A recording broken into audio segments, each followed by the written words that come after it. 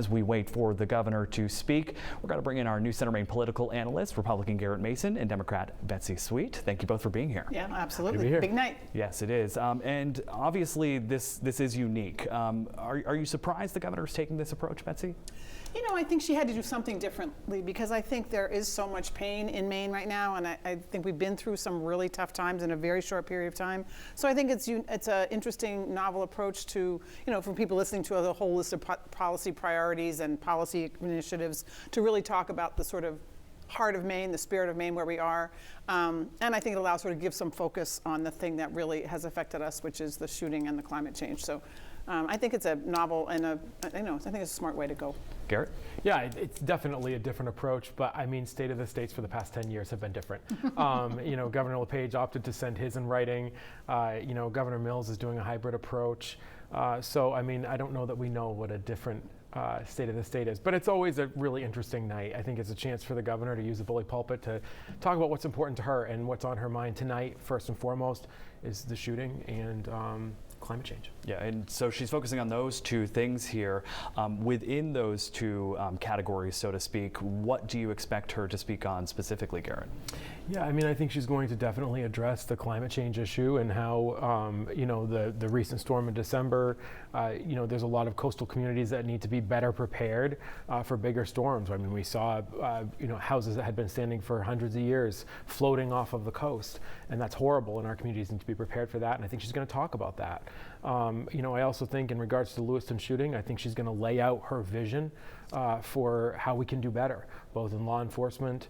I'm sure there will be proposals around some sort of gun safety measures.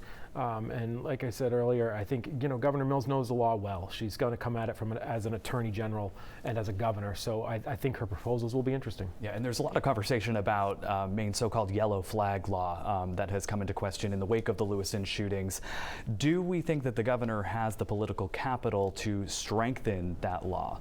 Oh, absolutely. I mean, I think that if anything, there's political capital to go further into a red flag law, because I think what we saw was that this idea of yellow flag just did not work. And I know it's been used a lot since the shooting in October, but there's still some major flaws. I think what we want to look for is two things. One is the sense of urgency that she has around these things, around both climate change and around safety, gun safety, violence. And I think the other thing is, how is she going to try and thread that needle and to make sure that whatever she proposes is not just window dressing, but is actually going to have the impact that people in Maine are really going to be looking for. Right, and since the shootings, she's made it clear that she wanted to bring everyone into these conversations, both Democrats and Republicans. Garrett, do you think she's actually done that, and has she had any success with Republicans? I think we'll find that out. I think we'll see, what Republican leaders have said that they'd like to address. I mean, we've talked before about mental health is going to be on the mind of Republicans for sure. And I think that if there's ever a moment to make a change in the gun law, whether you like it or not, this is the moment. And to be honest with you, Governor Mills doesn't need Republican buy-in on this. She can do it with her party. Her party controls everything, all the levels of power, including the Attorney General's office, which I'm sure will chime in on something like this. So, it's her moment to decide what she wants to do, and I think we'll definitely see that layout tonight. And I think the people of Maine are with her. I mean, you look at what people want, assault weapons ban. I mean, over 70% of Mainers support assault weapons ban. There are a stronger red flag law, mental health. I think the people of Maine are with her, and it's always been an anomaly about why there's so much support for common sense gun safety measures and such an unwillingness of politicians and some particular parties to do nothing about it.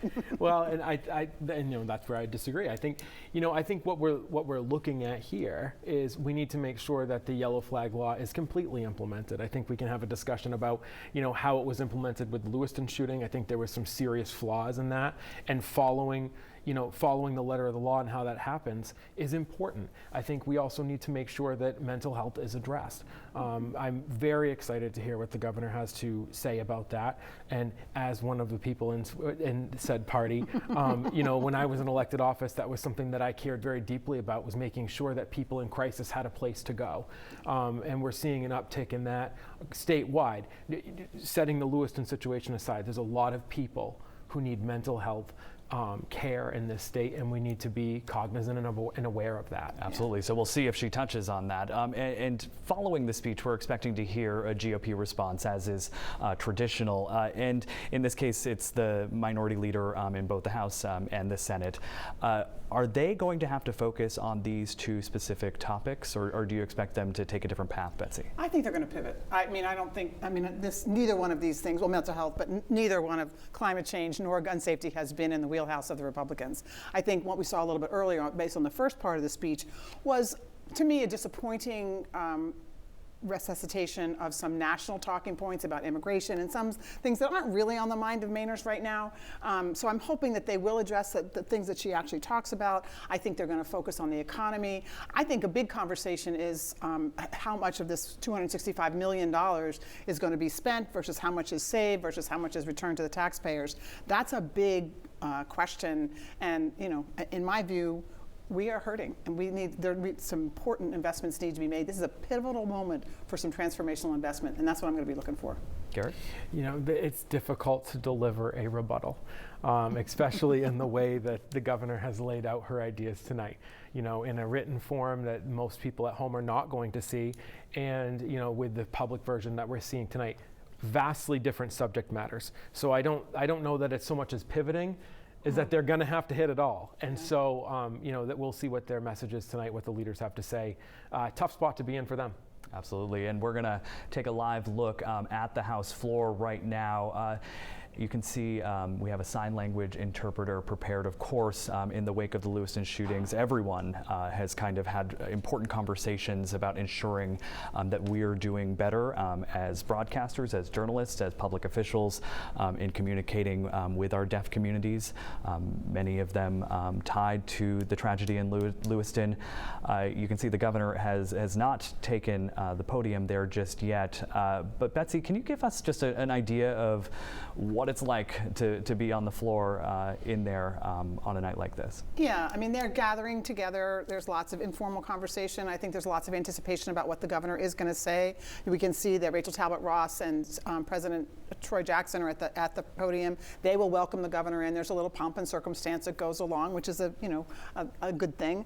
And then we'll see where people are. And one of the things Garrett and I were talking about is it's very interesting to watch the reaction of the people, of the legislators in their seats.